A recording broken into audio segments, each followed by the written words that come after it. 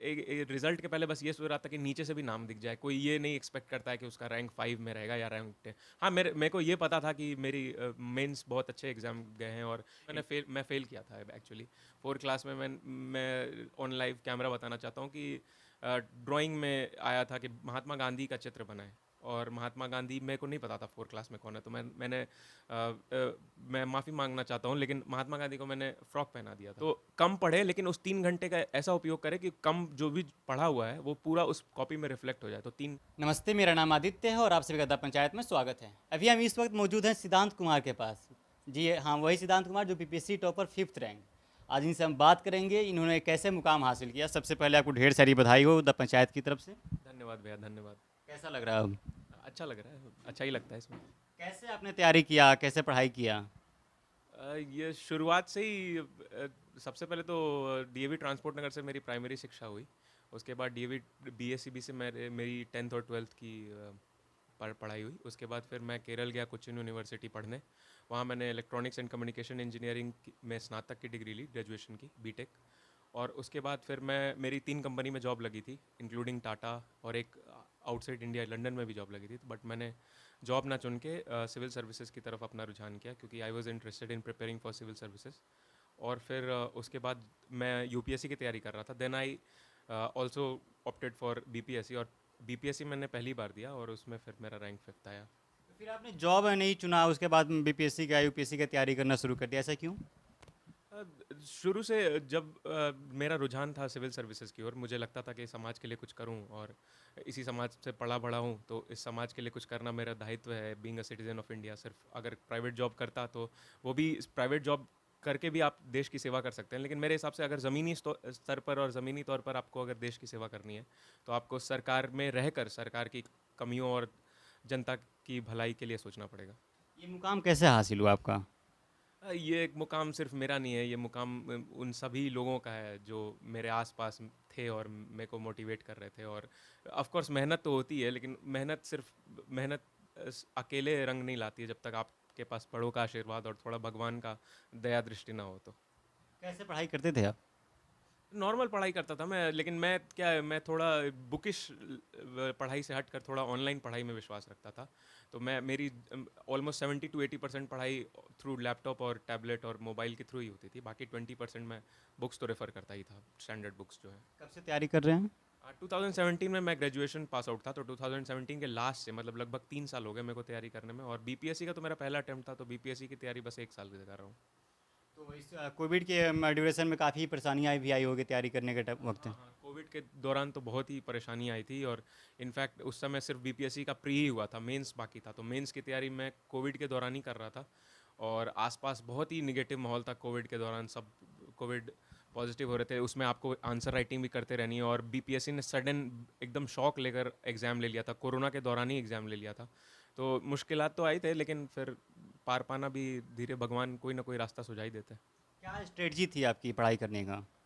Strategy कुछ नहीं थी, बस परसिवरेंस, एक लगन होती है, लगन होनी चाहिए अंदर से, इंटरनल मोटिवेशन होना चाहिए, और डिसिप्लिन में इंसान को रहना चाहिए। हर दिन ना भी पढ़े तो 6 घंटे, तो 4 से 6 घंटे अपने लिए निकाल लें, और बीच बीच में अपने आप को ब्रेक देते रहें, ताकि आपका दिमाग भी थोड़ा सा ब्रेक ले, और फिर अपने आप को किसी भी तरह से इंटरनली मोटिवेटेड रखें। जिस लक्ष्य के लिए आप बढ़ रहे हैं, उस लक्ष्य को बार बार अपने मन में सोच करके, जिस दिन बन जाऊंगा उस दिन ये करूंगा वो करूंगा, इससे भी काफ़ी मोटिवेशन मिलता है। बाकी फिर अपने दोस्तों से बात करता था जब डिमोटिवेट होता था। फिर थोड़ा बहुत भगवत गीता और रामायण भी पढ़ता था इंटरनल मोटिवेशन के लिए। अब भगवान की दया से शुरू से तो अच्छा था। मतलब 4 क्लास में मैं फ़ेल किया था एक्चुअली। 4 क्लास में मैं ऑन लाइव कैमरा बताना चाहता हूँ कि ड्राइंग में आया था कि महात्मा गांधी का चित्र बनाएं। और महात्मा गांधी मेरे को नहीं पता था 4 क्लास में कौन है, तो मैं माफ़ी मांगना चाहता हूँ, लेकिन महात्मा गांधी को मैंने फ्रॉक पहना दिया था। मतलब मुझे लगा था कि महात्मा गांधी कोई होंगे इंसान, बट मुझे ये नहीं पता था कि बीपीएससी इंटरव्यू में मेरे से महात्मा गांधी पे ही सवाल होंगे, और मैं बहुत प्रखर रूप में महात्मा गांधी के बारे में बताऊंगा। तो ये जर्नी है। 4 क्लास में मैं फेल किया था, और उसके बाद फिर जो मैंने उड़ान भरी, 5th से मैं टॉप ही करता रहा, और 10th में मैंने अपने स्कूल में टॉप किया। 12th में मेरे मोर देन 90% मार्क्स थे। अपने ग्रेजुएशन में मैंने टॉप किया। अभी मैं एमबीए कर रहा हूँ भोपाल यूनिवर्सिटी से, तो उसमें भी मैंने टॉप ही किया फर्स्ट ईयर में, बरकतुल्लाह यूनिवर्सिटी से। आपकी प्री का स्ट्रेटजी, मेंस का स्ट्रेटजी, वाइवा का स्ट्रेटजी कैसा रहा? कैसे किया आपने?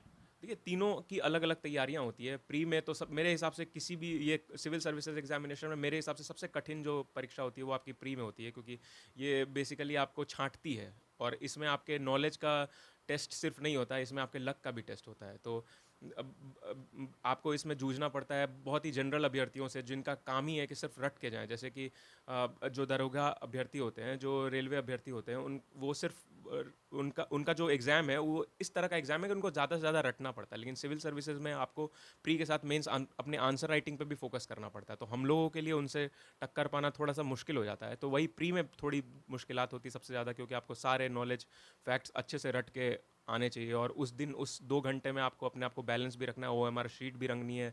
और जब कट ऑफ इस साल पूरे BPSC 66 बार BPSC के एग्ज़ाम हुए, इस साल सबसे ज़्यादा कट ऑफ था 108 कट ऑफ जनरल का जाना, ये बहुत ही मुश्किल है। कोई नहीं बोल सकता कि मेरा 108 नंबर आएगा, 100 नंबर तो चलो ला भी ले आदमी। तो प्री का तो सबसे ज़्यादा मेरे हिसाब से मुश्किल तैयारी होती है। उसके बाद मेंस की जो तैयारी होती है वो टोटली आपके आंसर राइटिंग स्ट्रैटेजी पे निर्भर करती है, क्योंकि मेंस के सवाल बहुत इजी आते हैं। अगर आपने अच्छे से सिविल सर्विसेज की तैयारी की है तो मेंस के सवाल बहुत इजी आएंगे। लेकिन अगर आपकी आंसर राइटिंग स्ट्रैटेजी बहुत अच्छी है, अगर आपने प्रेजेंटेशन स्किल्स आप में बहुत अच्छा है, आप जानते हो कि सामने इन्विजिलेटर को क्या दिखाना है उस 3 घंटे में, तो आप मेंस ले जाओगे। क्योंकि मेंस में ज़्यादातर लोगों के साथ दिक्कत ये होती है कि वो 10 बुक पढ़ते हैं लेकिन उस 3 घंटे में उस 10 बुक का उपयोग वहाँ पे कर नहीं पाते हैं।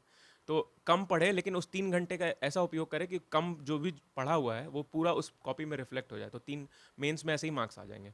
और इंटरव्यू की जहाँ तक बात है तो यूपीएससी इंटरव्यू में मेरे को बहुत कम मार्क्स मिले थे, तो मैं मेरे और इसी कारण मेरा यूपीएससी इंटरव्यू रह गया था पिछले साल। कितने अटेम्प्ट दे चुके हैं आप? 3 अटेम्प्ट दे चुका हूँ मैं।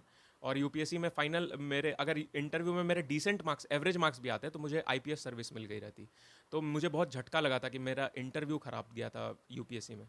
तो फिर मैंने उससे बहुत सीख लिया और मैंने बीपीएससी इंटरव्यू में लगभग अपने 2 महीने झोंक दिए। और मैंने हर तरीके से सोचा कि सर ये भी पूछ सकते हैं, वो भी पूछ सकते हैं। और जब मैं गया इंटरव्यू में तो बेसिकली 70 to 80% वही क्वेश्चन थे जो मैंने पहले से सोच रखा था कि सर इससे बाहर नहीं पूछ सकते। तो उसको मैं टैकल कर लिया बहुत अच्छे से और अपने डेफ पे वर्क किया इंटरव्यू के दौरान और फिर ये सफलता हासिल। आंसर राइटिंग में प्रैक्टिस कैसे करते थे आप? आंसर राइटिंग की प्रैक्टिस मैं शुरू में तो अपना जो प्रीवियस ईयर क्वेश्चन आते हैं वही लेके आता था और फिर मैं देखता था क्वेश्चन और उसके बाद खुद से लिखता था। और फिर मैं शुरुआत में तो बहुत ही ख़राब मार्क्स आते थे और सर भी बोलते थे कि क्या लिख दिए हो ये।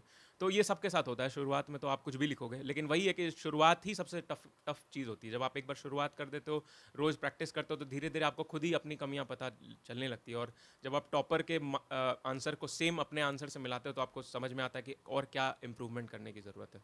बहुत सारे बच्चे ये जानना चाहते हैं कि टॉपर्स कहाँ से कोचिंग लेते थे, उनकी क्या किताब की स्ट्रेटजी रहती थी, कैसे पढ़ाई करते थे, थोड़ा इस सब चीज़ों के बारे में बताइए। देखिए मैंने आज तक तो कोई कोचिंग ली नहीं, सिर्फ मैंने इंटरव्यू के लिए यहाँ पे एक रैंकर्स व्यू करके हैं, मैं सर का बहुत शुक्रगुजार हूँ कि उन्होंने मुझे बहुत अच्छे से गाइड किया।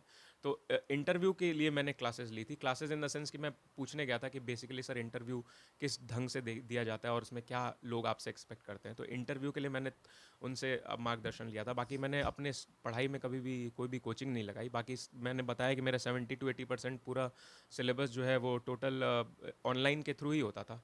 तो मैंने अब मेरे मेरे इस सफलता में इंटरनेट का बहुत बड़ा योगदान है, जो आईटी रिवॉल्यूशन इंडिया में आया है, तो उसका बहुत बड़ा योगदान है। आप एनसीईआरटी कितने घंटा पढ़ाई करते थे? अब बच्चे ये जानना चाहते हैं कि एनसीईआरटी किताब पढ़ना चाहिए कि नहीं पढ़ना चाहिए, या एनसीईआरटी पढ़ने से टाइम वेस्ट होता है उन लोग का, इस पे क्या?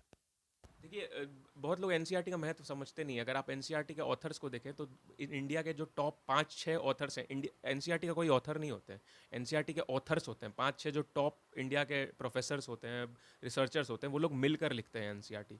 तो कुछ तो बात है एनसीईआरटी में। और किसी भी आप टॉपर से मिल लो, वो स्टार्ट बोलेंगे कि एनसीईआरटी से ही करो। हाँ ये बात सही है कि कुछ कुछ एनसीईआरटी की बुक्स को समझना बहुत मुश्किल है, लेकिन वही बात है कि आप एनसीईआरटी को जितना बार पढ़ोगे उतना बार आपको समझ में आएगा कि ये आखिर एनसीईआरटी में बात क्या है। आप जब पहली बार पढ़ोगे तो हो सकता है आपको 20% समझ में आए, फिर दूसरी बार पढ़ोगे तो आपको समझ में आएगा अच्छा पिछली बार जो सोच रहा था उससे कुछ अलग है इसलिए, फिर तीसरी बार पढ़ोगे तो आपको धीरे धीरे एनसीईआरटी पूरी तरीके से आत्मसात होने लगेगी और अंतिम में फिर आपको एनसीईआरटी पूरे आपके दिमाग में छप जाएगी। आप कौन सा पोस्ट प्रेफर किए थे? मेरा पहला पोस्ट डीएसपी था और second post assistant commissioner of state taxes था। लेकिन रैंक 1, रैंक 3, रैंक 4, रैंक 5 सबको assistant commissioner of state taxes ही मिला है, बिहार फाइनेंस से। वो आपको कौन सा मिला है? भाई assistant commissioner of state taxes, Bihar finance कहीं सर्विस। ना कहीं आपको ये कमी खलती होगी, हमारा रैंक 1 नहीं आया, 5th आ गया, नहीं नहीं, ये इसके कमी पीछे खल रही है? नहीं, नहीं है। मैं तो मतलब बस रिज़ल्ट के पहले बस ये सोच रहा था कि नीचे से भी नाम दिख जाए। कोई ये नहीं एक्सपेक्ट करता है कि उसका रैंक 5 में रहेगा या रैंक 10। हाँ, मेरे को ये पता था कि मेरी मेंस बहुत अच्छे एग्ज़ाम गए हैं और इंटरव्यू तो मेरे बहुत अच्छे गए थे। तो मुझे ये पता था कि मार्क्स तो अच्छे आने वाला और मुझे ये एक्सपेक्टेशन थी कि रैंक में नाम दिख जाएगा मेरा कहीं न कहीं।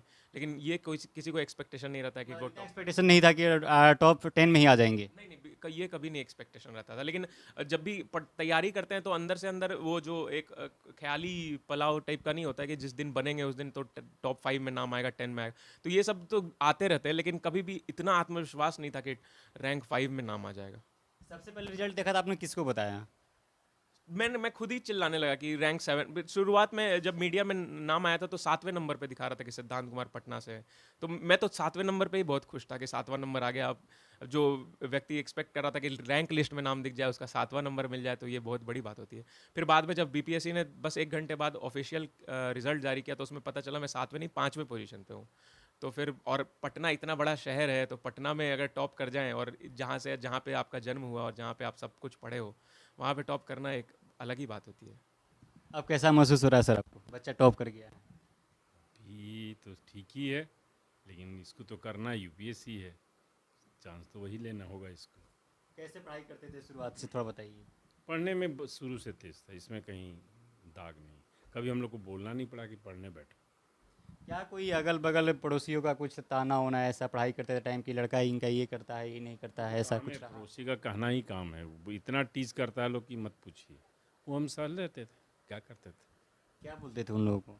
बहुत चीज़ बोलते थे कि भोपाल पटना करते रह जाएगा। और आज साबित कर दिखाया लड़का आपने। बस इसी बात का खुशी है। गर्व है अंदर से। हाँ, मेन बात हमको किसी को बताना नहीं पड़ा, बिल्कुल। खुद लोग जान गए, अपने चुपचाप सुन लिया। पूछा भी लोग कुछ कि आप बताए नहीं, तो हमने बोला ये तो बहुत छोटा चीज़ है, इसको क्या बताऊं, जब बड़ा होगा तब देख लेना। मुँह पे तो तमाचा मारा ही हूँ, आगे देखिए। अभी आगे यूपीएससी बाकी है। वहीं तो लेना है, मेरी तो यही उम्मीद है। अब आगे देखें क्या करते हैं। आप क्या कहना चाहेंगे मैम? बोल रहे हैं कि बहुत खुशी है, बेटा इतना अच्छा पद पर आ गया, बहुत खुश हैं, अच्छा लग रहा है अब? बहुत अच्छा लग रहा है। थोड़ा इनका बचपन के बारे में बताइए। बचपन में बच्चे से ही पढ़ने में ठीक था, और ये 4th क्लास में जो कह रहा है ना, 4th क्लास में बस ड्राइंग में फेल हुआ था और सब में ठीक था। क्योंकि 1 नंबर में भी इसको मैथ में कम आता था तो आके रोते रहता था, मम्मी मेरा 1 नंबर आज कम हो गया। इसको समझाते थे, बहुत अच्छा से पढ़ाई करता था। 3 बजे सुबह में हम लोग उठते थे तो देखते थे इसका लाइट जला हुआ है, पढ़ रहा है। हमसे पहले यही उठता था, हमको उठाना कभी नहीं पड़ा कि सुबह में तुम उठो। पढ़ाई अपने आप ही बहुत अच्छा से करता था। अपने जूनियर्स को क्या टिप्स देना चाहेंगे आप? जूनियर्स को यही टिप देना चाहूँगा कि मैं भी 2-3 दिन पहले तक अनएम्प्लॉयड था और मेरे अंदर भी यही सब घूमते रहता था कि यार कब निकलेगा कब निकलेगा। लेकिन अल्टीमेटली मैं बोलना चाहूँगा कि ये कंपटीशन है यहाँ पे। जैसे बीपीएससी में इस बार 6.5 लाख लोगों ने फॉर्म भरा है और सीट 800 थी। हम लोगों के टाइम सीट 685 या 680 के आसपास सीट थी। तो जब 6 लाख से ऊपर लोग भर रहे हैं और 680 सीट्स हैं, तो इसका यही मतलब है कि कुछ लोग ही सेलेक्ट होंगे और कुछ लोग नहीं सेलेक्ट होंगे। तो जो नहीं सेलेक्ट होंगे उनका ये मतलब नहीं है कि वो हार गए हैं ज़िंदगी में। उनके लिए भी कुछ ना कुछ रास्ता खुला ही होगा। बस वो अपनी मंजिल की तरफ बढ़ते रहें और ज़रूरी नहीं है कि सिविल सेवा में आकर ही आप समाज के प्रति अपना बदलाव दिखाएं और कुछ सक्सेस पालें।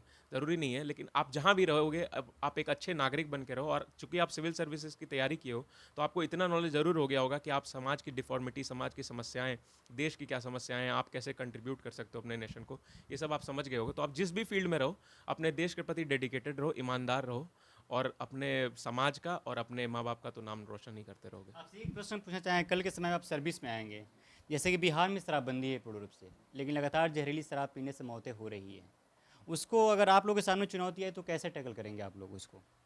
देखिए, शराबबंदी अगर फेलियर है तो ये सरकार की फेलियर नहीं है, ये समाज की भी फेलियर है।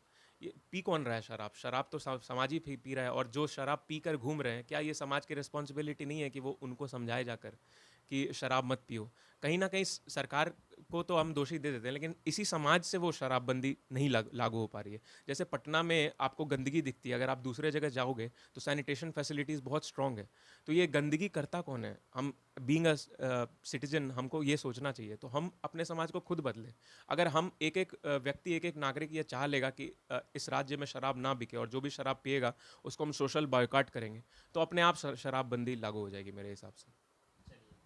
इन्होंने तमाम सवालों के जवाब दिया जो अभी बिगनर्स हैं, स्टार्ट पढ़ाई कैसे करें, बीपीएससी का तैयारी कैसे करें, उन सभी सवालों के इन्होंने जवाब दिया इसमें।